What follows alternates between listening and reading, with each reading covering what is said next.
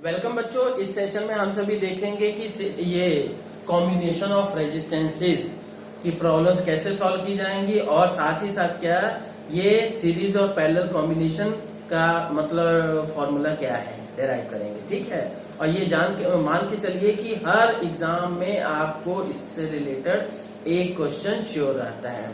ठीक है बच्चों, अब ये देखिए कॉम्बिनेशन ऑफ रेजिस्टेंसेस मेनली दो टाइप का होता है, कई जगह तीन भी बोल देते हैं कि सीरीज, पैरेलल और मिक्स्ड।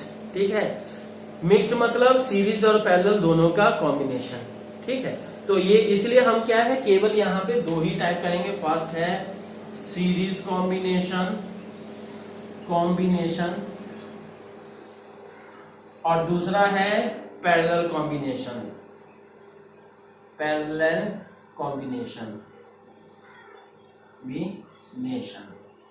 ठीक स्टूडेंट्स, अब ये सीरीज कॉम्बिनेशन और पैरेलल कॉम्बिनेशन में पहले तो आपको डिफरेंस पता करना है कि सीरीज और पैरेलल में क्या डिफरेंस होता है। जैसे मान लीजिए ये इनिशियल कोई पॉइंट ए है, ये कोई पॉइंट बी है। ठीक, अब ये है यहां से यहां तक आने के लिए आपके पास क्या है, मान लीजिए ये क्या देते हैं, तीन रास्ते हैं। एक ये रास्ता है, एक ये रास्ता है और एक ये रास्ता है। ठीक, मतलब एक पोजीशन से दूसरे पोजीशन तक जाने में आपके पास तीन ऑप्शन है। ठीक, अब यहां पे हर एक ऑप्शन में कर देते हैं ये C1 D1 पढ़ रहे हैं, इस पे C2 D2 पढ़ रहे हैं, इस पे C3 D3 पढ़ रहे हैं। क्लियर? तो अब यहां पे हम कहेंगे कि एक चीज ध्यान देना, क्या अगर सेम पाथ पे पढ़ रहे हैं, ठीक, same path then series, optional path then parallel. Same path, ये छोटा सा कॉन्सेप्ट याद रखिए, सेम पाथ तो सीरीज और ऑप्शनल नल पाथ तो ये क्या है, पैरेलल। ठीक, अब यहां से हम डिसाइड करेंगे, ए से चले C1 D1 और B, क्या हुआ, C1 D1 और ये तीनों के तीनों क्या है, चारों के चारों क्या है, एक सीरीज में। ठीक, A C1 D1 और B एक सीरीज हुई। इसी तरह से ये भी सेम पाथ पे है, A C2 D2 और B ये भी एक ही पाथ पे है, तो इसलिए ये भी सीरीज। इसी तरह से A C3 D3 और B ये क्या है, सबके सब एक ही पाथ पे है, तो सीरीज। क्लियर? ये सारे के सारे सीरीज में है, पर ये total path, this path and this path have option, इधर से जाना चाहो चाहे इधर से जाओ, इधर से नहीं जाना चाह रहे तो इधर से जाओ या इधर से जाओ। It means there is option, it is these three will be the parallel। ये सब तीनों क्या हुआ जी, पैरेलल में, और ये क्या है, these are in series। ठीक, हर कोई इंडिविजुअल सीरीज में है, पर क्या है, तीनों रास्ते क्या एक तरह से पैरेलल में है। बच्चों यही छोटा सा कॉन्सेप्ट आप ध्यान रखिएगा, तो आपको ज्यादा कंफ्यूजन नहीं होगी कि दो पॉइंट्स के बीच में आपको क्या है कि ये आइडेंटिफाई करना है कि सीरीज है कि पैरेलल है। अभी जैसे मैं बताता हूं, जैसे ये कोई सर्किट है, ठीक,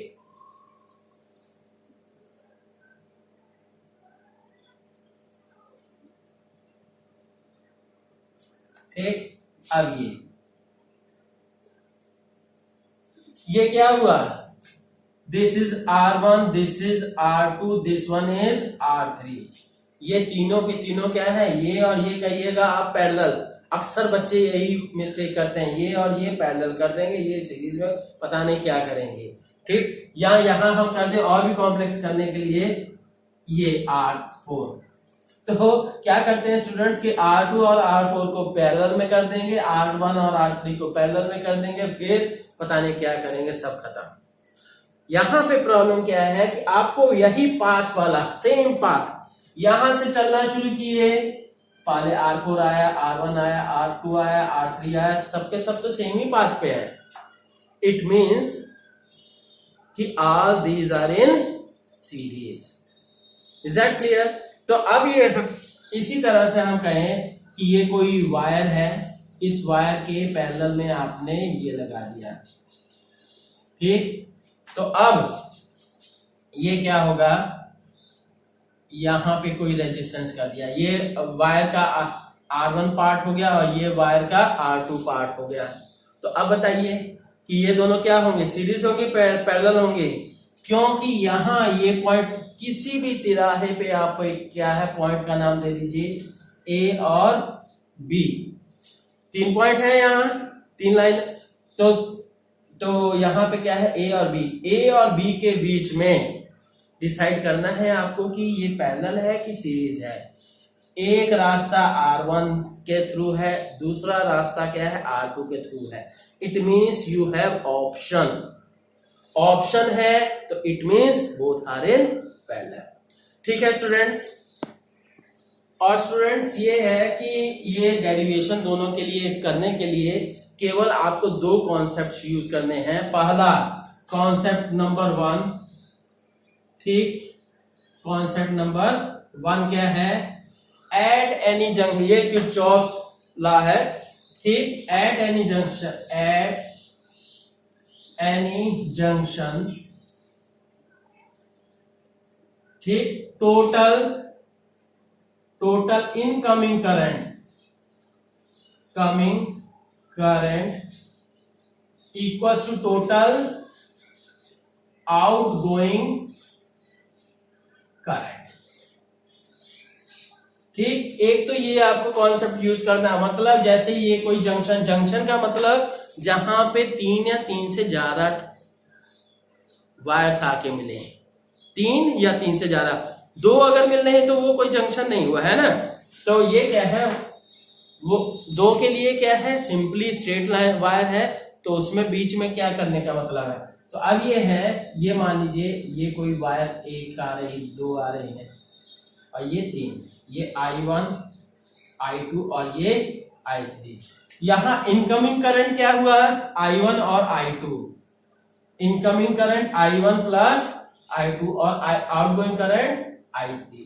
तो ये बराबर होंगी। एक ये कॉन्सेप्ट यूज करना है। और दूसरा concept number 2, between any 2 points potential difference will be same through different paths, any path. क्या है, between any 2 points potential difference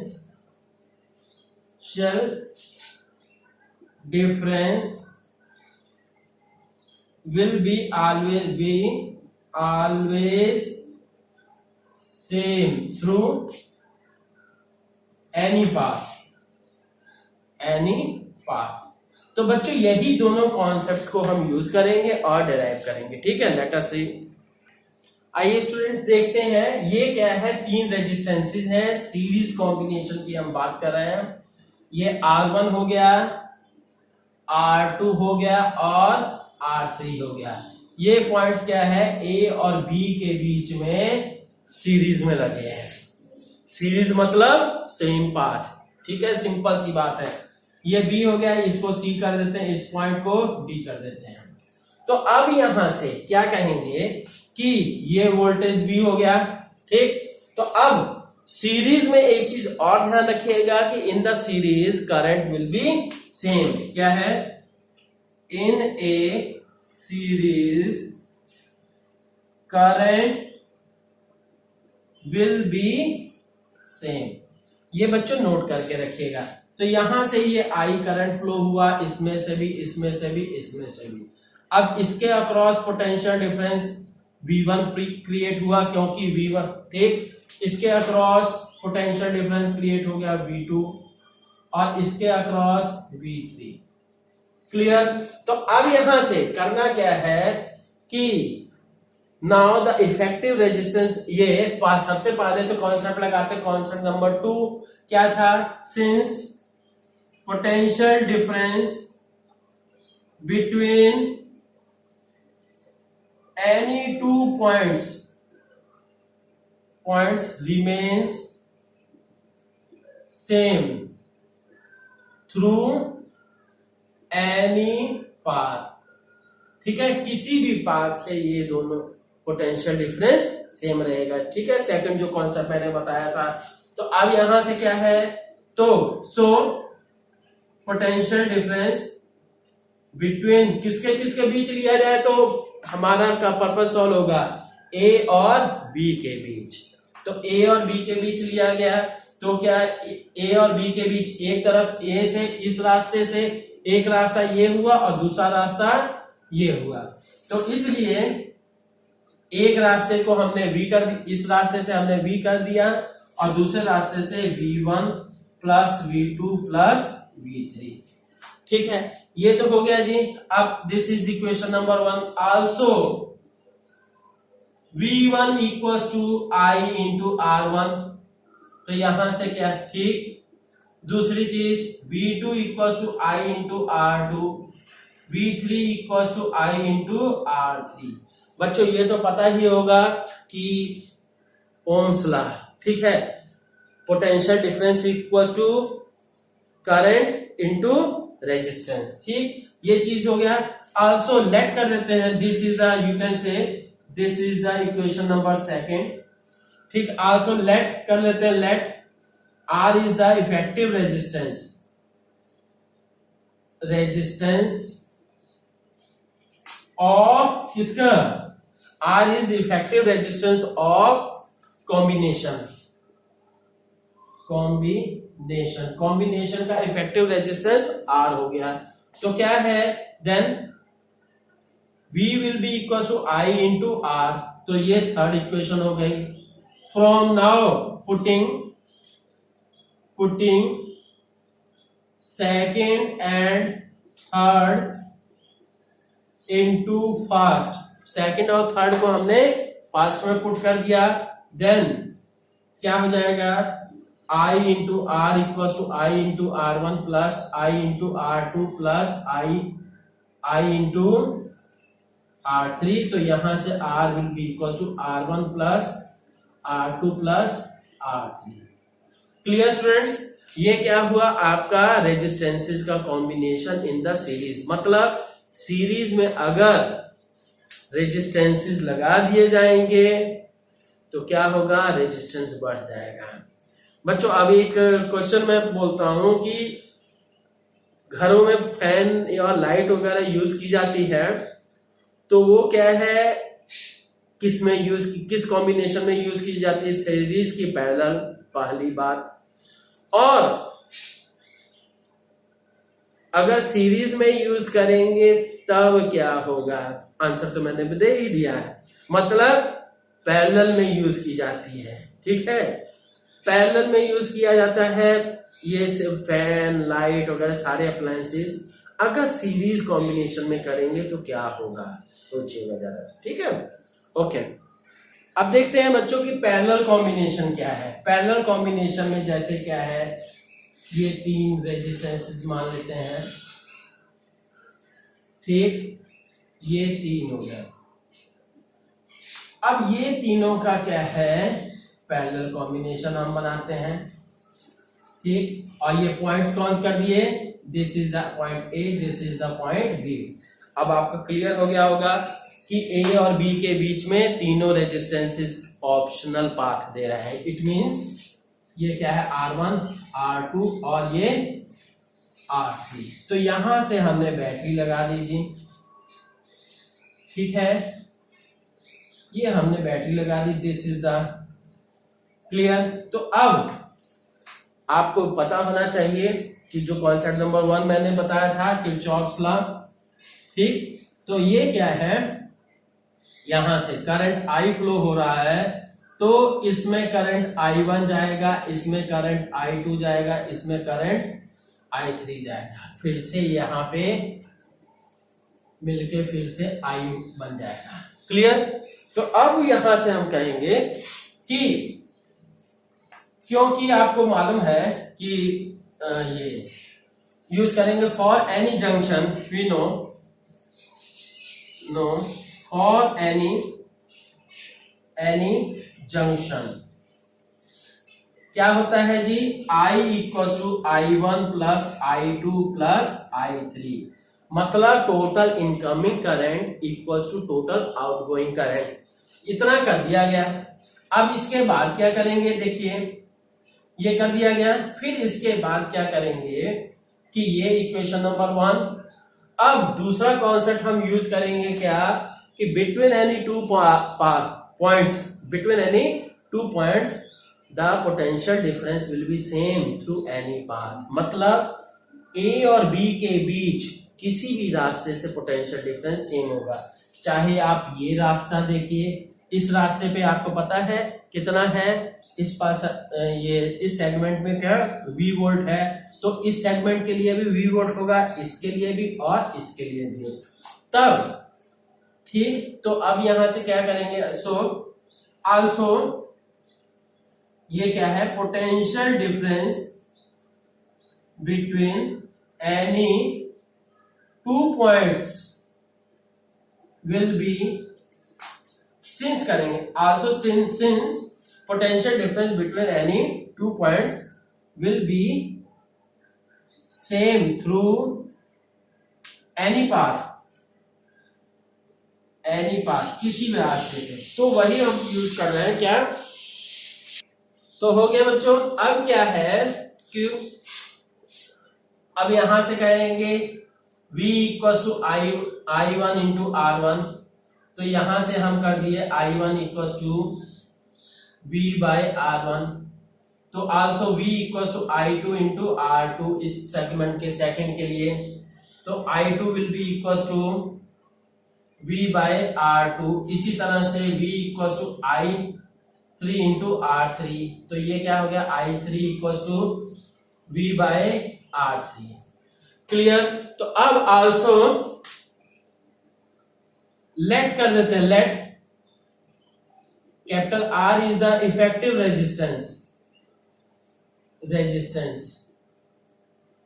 तब क्या हो जाएगा, V equal to I into R हो जाएगा, तो यहां से क्या हो गया, I will be equal to V by R। Clear? तो अब बच्चों ये सारी की सारी value I1, I2, I3 and I put करेंगे कहां, इस इक्वेशन में। So from equation number 1 put कर देते हैं जी, क्या हो गया, V by R equal to V by R1 plus V by R2 plus V by R3। ठीक, तो यहां से इसको क्या है, V कैंसिल हो गया, R equal to 1 by R1 plus 1 by R2 plus 1 by R3। Clear students? तो ये मतलब क्या है, पैरेलल कॉम्बिनेशन करने पे रेजिस्टेंस कम हो जाता है। ठीक है, ओके, थैंक यू।